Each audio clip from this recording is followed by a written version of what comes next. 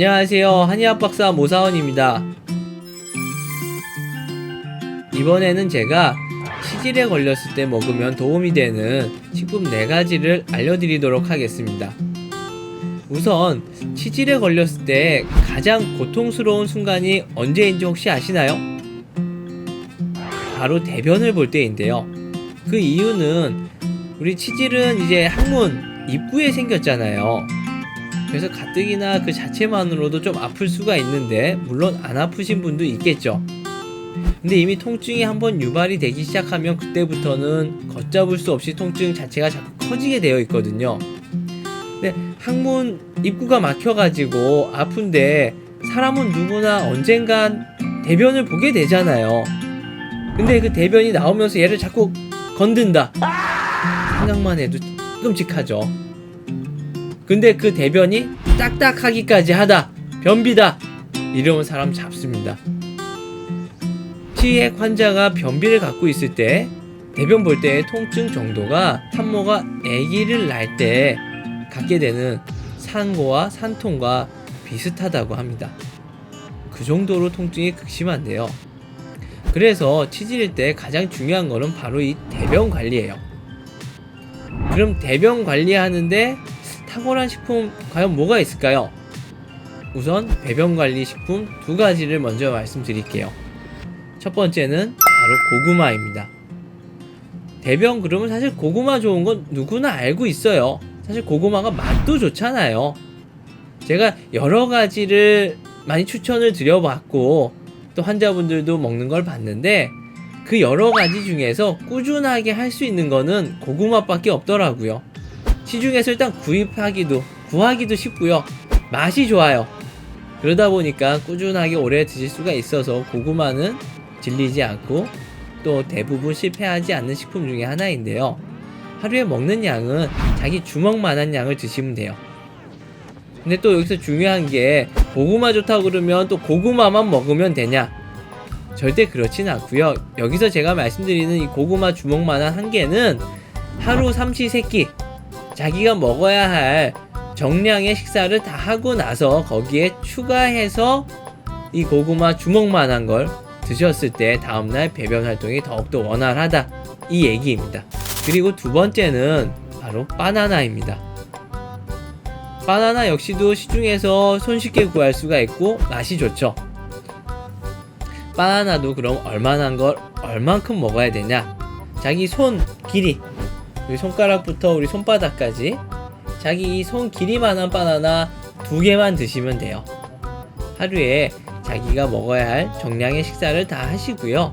중간중간 드셔도 상관없어요. 꼭 밤에 먹을 거 다 먹고 먹으란 얘기는 아니고, 중간에 혹시 간식 타임에 자기 손 길이만한 바나나 2개 정도만 더 추가해서 드신다고 그러면 다음날 배변하는데 훨씬 용이할 거예요. 근데 이 바나나는 중요한 게, 너무 많이 먹게 되면 바나나가 변비를 또 유발을 시킬 수가 있거든요. 바나나를 드실 때는 항상 적정량, 너무 오버하지 않게 주의를 해주셔야 합니다. 앞서 말씀드린 이 2가지는 배변 활동을 좀 더 용이롭게, 배변 활동에 도움이 되는 식품이었다고 그러면 환자분들이 이때쯤 되면 항상 말씀하시는 게, 나 그거 똥 잘 나오게 하는 거 말고 너무 아픈데 통증 좀 어떻게 빨리 잡는 방법 없냐, 이렇게들 많이 물어보세요. 그러면 이제 앞으로 나올 2가지는 통증 잡는데 좀 도움이 되는 것들인데요.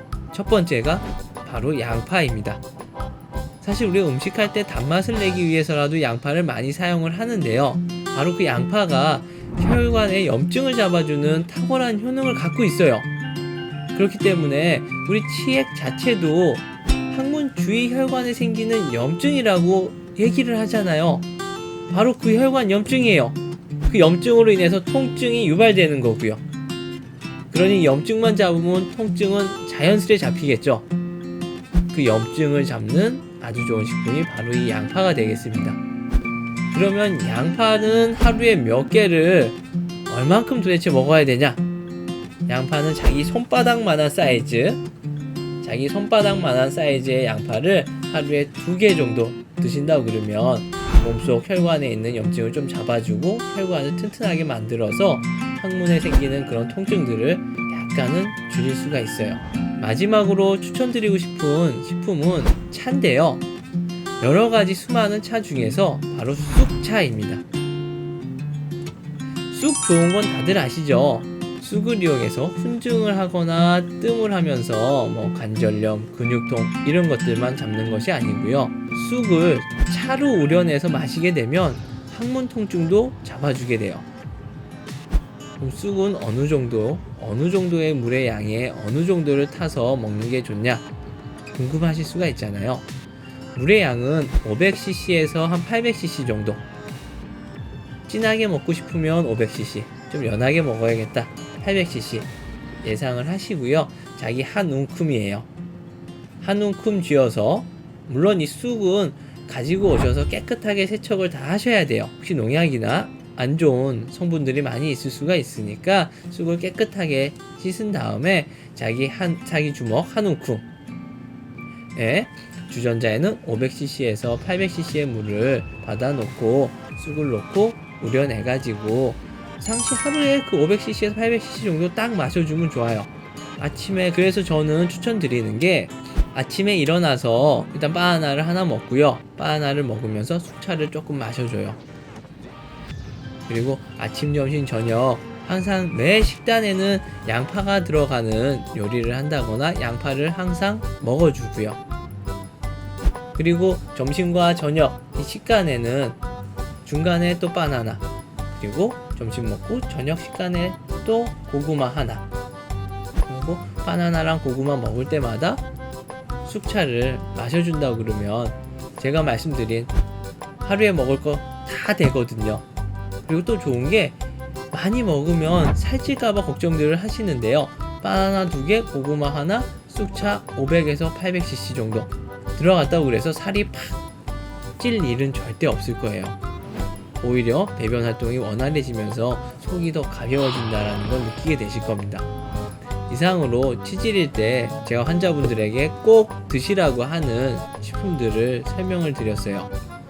위 4가지 식품만 잘 챙겨 드셔도 치질뿐만 아니라 변비까지도 예방을 할 수가 있으니까요. 제가 알려드린 대로 꼭 잘 챙겨 드시길 바랍니다. 감사합니다. 무사원이었습니다.